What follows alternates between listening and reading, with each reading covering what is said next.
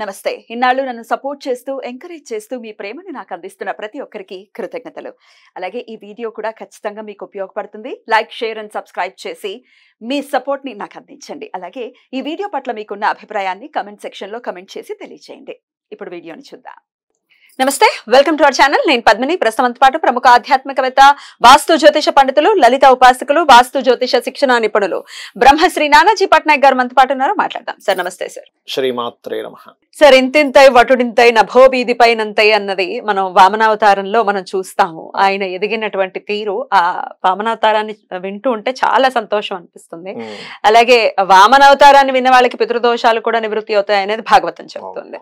అయితే ఇవాళ నేను మిమ్మల్ని అడగదలుచుకున్నటువంటి ప్రశ్న, జీవితంలో అంతకంతకి అంచెలంచెలుగా ఎదగాలి డెఫినెట్ గా ఎవరైనా అనుకుంటారు కదా, ఇక్కడ నుంచి ఇంకొంచెం బెటర్ పొజిషన్ కి వెళ్ళాలి అని చెప్పి. అలా మంచి పొజిషన్ కు వెళ్ళేటటువంటి రెమెడీస్ ఏమైనా ఉంటాయా రెగ్యులర్ గా చేసుకునేవి? దాంతో పాటు నిత్య దైనందిన జీవితంలో ఇలా మనం నిజంగానే మన జీవితంలో ఎదగాలి అనుకున్నప్పుడు మనం ఏం మార్చుకోవాలి, వ్యక్తిత్వంలో ఏం మార్చుకోవాలి, బిహేవియర్ చేంజెస్ ఏం ఉండాలి అనేది కూడా ఒకసారి చెప్పండి సార్. అంటే ప్రాక్టికల్ గా, స్పిరిచువల్ గా రెండు. తప్పకుండా అమ్మా. మీరు మీ క్వశ్చన్ లోనే ఒక అద్భుతం ఉంది. ఎందుకంటే అంచెలంచెలుగా ఎదగాలి అన్నారు చూసారా, అది నిజంగా అంచెలంచెలుగానే ఎదుగుతాడు మనిషి. ఎవరో ఎక్కడో ఒక 10 కోట్ల మందిలో ఒకరికి సడన్ గా లాటరీ తగులుతుంది, కానీ నిజంగా మాత్రం అంచెలంచెలుగానే ఎదుగుతాడు. అది స్టేబుల్ గా ఉంటుంది. అది ట్రూ. అది దాని వాల్యూ కూడా తెలుస్తుంది. అసలు అది నిజమనే దాన్ని పక్కన పెట్టేసి నేను రాత్రి లాటరీ కొట్టాలనుకుంటారు. అది ఎప్పటికో ఎవరికో ఒకరికి జరిగేది. ఇది కోట్లో ఒకరికో 10 కోట్ల మందిలో ఒకరికి జరిగేది. నిలబడటం కూడా అదంతా నిలబడుతుందంటే కష్టమే, ప్రశ్నార్థకమే. అది ఎలా వస్తుందో అలా పోతుంది. సమ్ టైమ్స్ అందరికీ అలా అని పోవాలంటలేదు. అది అయితే ఫస్ట్ ఆఫ్ ఆల్ అసలు ఎందుకు ఎదుగుతారు మనిషి, ఎందుకు ఎదగలేకపోతాడు, ఎందుకు ఎన్ని పూజలు చేస్తున్నా అక్కడే ఆగిపోతాడు అంటే దీనికి చాలా కారణాలు ఉన్నాయి. ఫస్ట్ నేను మీకు అంటే ఈ ప్రయాణంలో 1,00,000 మందిలో ఒకరిద్దరు ఎన్ని ప్రయత్నాలు చేస్తున్నా ఆగిపోతారు. దానికి అసలైన కారణం ఫస్ట్ మనం తెలుసుకోవాలి. చాలా మంది అడుగుతుంటారు నన్ను, ఏమండి అందరికీ రిజల్ట్స్ వస్తున్నాయి, నాకెందుకు రావట్లేదు, నేను ఎందుకు ఎదగలేకపోతున్నాను అన్నప్పుడు వాళ్ళు చేసే కొన్ని తప్పులు ఉంటాయి. ఒక్కొక్కసారి మనం ఎంత శ్రద్ధాభక్తులతో చేస్తున్నా సరే మనకి ఎందుకు రిజల్ట్ రాదు అంటే చెప్తాను చూడండి. ఇప్పుడు ఒక చంటి పిల్లడు ఉన్నాడు. మీరు నర్సరీ, ఎల్కేజీ టైంలో పిల్లల్ని తీసుకెళ్ళినప్పుడు ఎంత ఏడుస్తారు మీరు చూసారు. నేను వెళ్ళను, నేను పోను కానీ అమ్మ ఏం చేస్తుంది, అరే వీడు ఇంత ఏడుస్తున్నాడు అని ఇంట్లో ఏం కూర్చోబెట్టదు, తీసుకుపోయి స్కూల్లో పడేసి వస్తుంది. మళ్ళీ మధ్యాహ్నం పోయి తెచ్చుకుంటుంది, మళ్ళీ నెక్స్ట్ డే రిపీట్ సేమ్. అది ఏమంటే అంత ఏడుస్తుంటే అమ్మ ఇంత దుర్మార్గంగా ఎందుకు తీసుకెళ్తుంది అంటాడా అన్నాడు. అమ్మ కూడా అనుకోదు, అమ్మ కూడా అనుకోదు. మనం అంతేనా అంటే ఏమంటే మనకి ఒక్కొక్కసారి ఏమొద్దంటే అమ్మ, మనం చేసే పూజాది విధానాల్లో కొన్ని తప్పిదాలు చేస్తూ ఉంటాం. అంటే ఎలా అంటే చెప్తా చూడండి.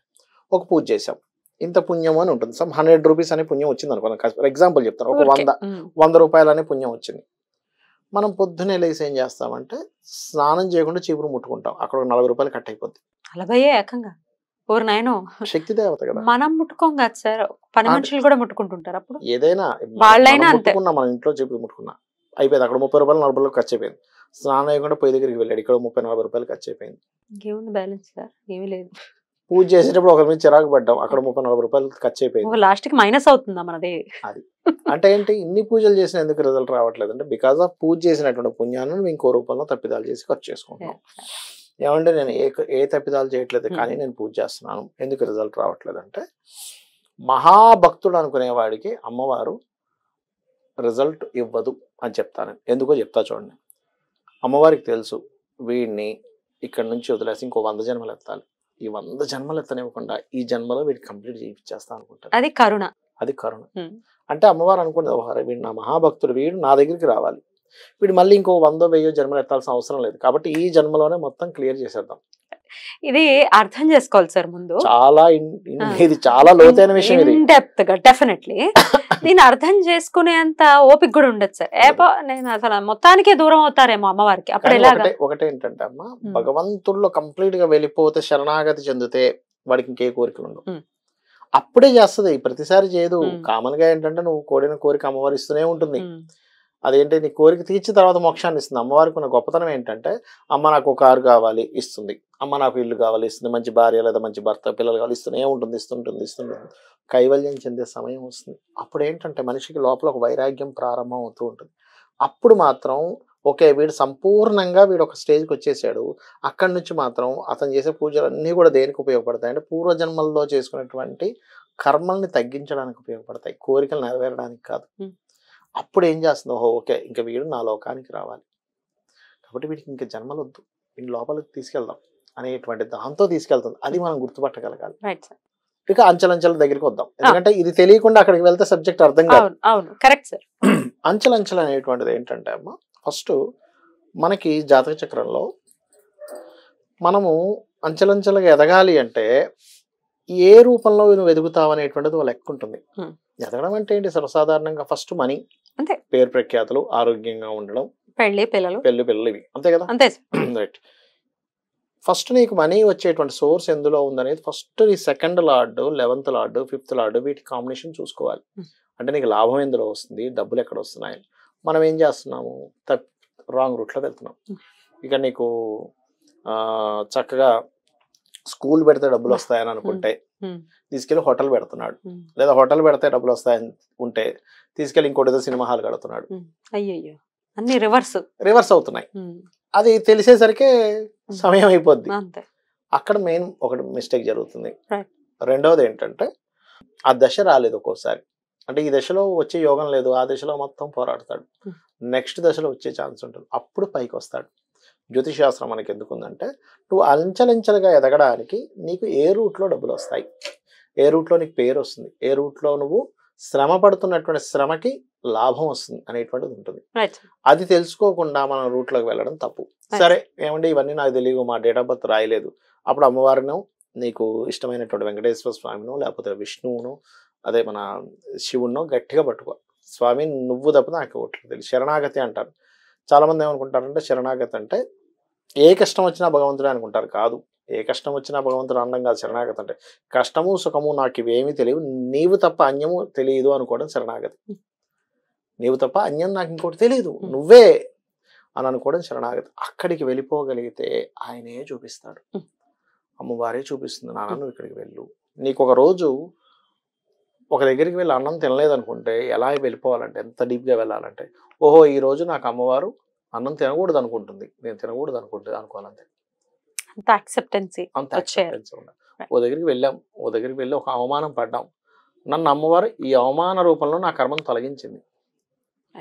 ఓ దగ్గరికి వెళ్తే ఒక మంచి పేరు వచ్చింది, అమ్మవారు నాకు ఈ రోజు ఈ మంచి పేరు ఇచ్చింది. నాకు ప్రతిదీ అమ్మవారే. ఓహో ఒక బాధ కలిగితే ఈ రూపంలో తీసేసింది, కింద పడిపోయావు, దెబ్బ తగిలింది, అమ్మవారు పెద్ద దెబ్బ ఏదో తగలాల్సి చిన్న దెబ్బతో పోగొట్టింది. ఇలా గనక నువ్వు వెళ్ళగలిగితే ఆవిడే చూసుకుంటుంది.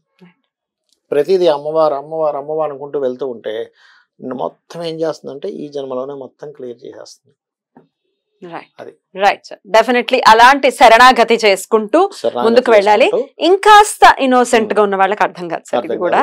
అయితే దీనికి నేను 369 ఫార్ములా ఒకటి చెప్పాను దీనికి, అంచలంచలు ఎదగడానికి. ఏమిటా 369 ఫార్ములా అంటే, ఉదయం నిద్ర లేచిన వెంటనే కూర్చొని మీరు ఏం చేయండి అంటే, ఇట్లా మఠం వేసుకొని సుఖాసనం వేసుకోవచ్చు, లేకపోతే సిద్ధాసనం వేసుకోవచ్చు, పద్మాసనం వేసుకోవచ్చు. పద్మాసనం అంటే కొంచెం పెద్దవాళ్ళకి కష్టం, చిన్న పిల్లలు వేసుకోగలరు. సిద్ధాసనము సుఖాసనం ఎవరైనా వేయచ్చు. సిద్ధాసనం అంటే ఒక కాలు మాత్రం పైకి వస్తుంది,